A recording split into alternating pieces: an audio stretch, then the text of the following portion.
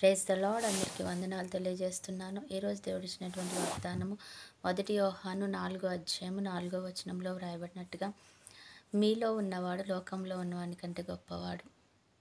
దేవునికి మహిమ కలుగును గాక.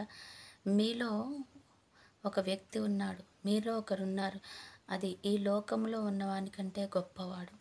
ఆయన ఎవరు అంటే నీ దేవుడని యెహోవా. నీ దేవుడు నీలో ఉన్నాడు. నీ హృదయమును దేవాలయంలో ఆయన నివాసం ఉంటున్నాడు. ఆయన ఉన్నప్పుడు ఆయన నీతోనే ఉంటున్నాడు కాబట్టి నీకు ఎటువంటి కొదువ ఉండదన్నమాట. అటువంటి వాడు ఎంతటి గొప్పవాడు అంటే ఈ లోకంలో ఉన్న ప్రతి ఒక్కరికంటే గొప్పవాడు. ఈ లోకాధిపతి అయిన సాతాను కంటే కూడా గొప్పవాడు అనమాట. కాబట్టి ఈ లోకంలో ఉన్నవాడి కంటే గొప్పవాడైన వాడు నీలో ఉండడం వల్ల నిన్ను భయపెట్టేవారంటూ ఎవరు ఉండరు. నువ్వు భయపడాల్సిన అవసరం లేదు. ఈ లోకంలో అందరినీ బెదిరిస్తున్న సాతాను కంటే కూడా నీలో ఉన్నవాడు గొప్పవాడుగా ఉన్నాడు. నువ్వు భయపడక్కర్లేదు.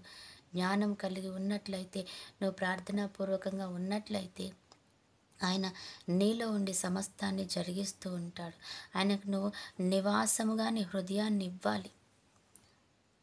ఆయన నీలోకి ఆహ్వానించుకోవాలి. ప్రభువా, నువ్వు నాతో నుండు, నాలోనికి రా, నన్ను నడిపించు అని అన్నప్పుడు ఆయన నీలోనికి వచ్చి నీ హృదయంలో ఆయన ఉండి ప్రతి అంశాన్ని ఆయన చేతుల్లోకి తీసుకొని ప్రతి విషయంలో నీకు మేలుకరంగా ఆయన తన జీవితంలో ప్రతి అంశాన్ని నీకు మేలుకరంగా ఆయనకు మహిమకరంగా ఉంచుతాడు.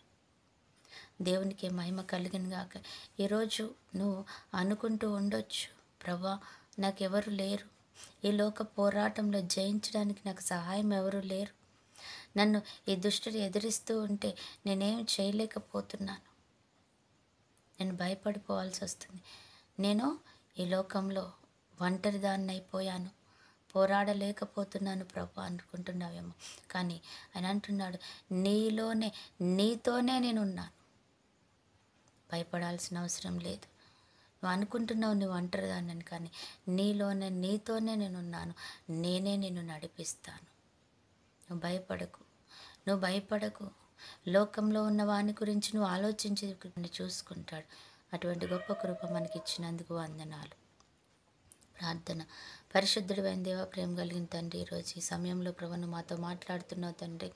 నిజమే ప్రభా, నువ్వు మాలో ఉండి నడిపిస్తున్నావు తండ్రి.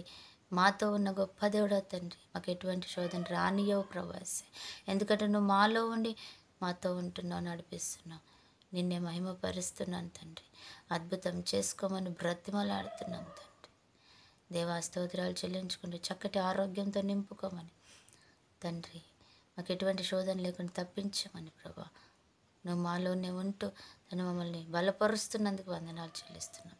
అలాగే ఈరోజు బర్త్డే, మ్యారేజ్ డే జరుపుకుంటున్న బిడ్డని జ్ఞాపకం చేసుకుని ఈరోజు మరి తండ్రి నువ్వు ఇచ్చిన ధైర్యాన్ని బట్టి దీర్ఘాయుష కృపా కాపుదల క్షేమంతో ఉన్న ప్రతి ఒక్క బిడ్డని జ్ఞాపకం చేసుకొని, ప్రతి ఒక్క కుటుంబాన్ని జ్ఞాపకం చేసుకొని తండ్రి, మమ్మల్ని మీ చేతులకు అప్పగించుకుంటూ యేసు నామములో ప్రార్థిస్తున్నాం తండ్రి. ఆమేన్.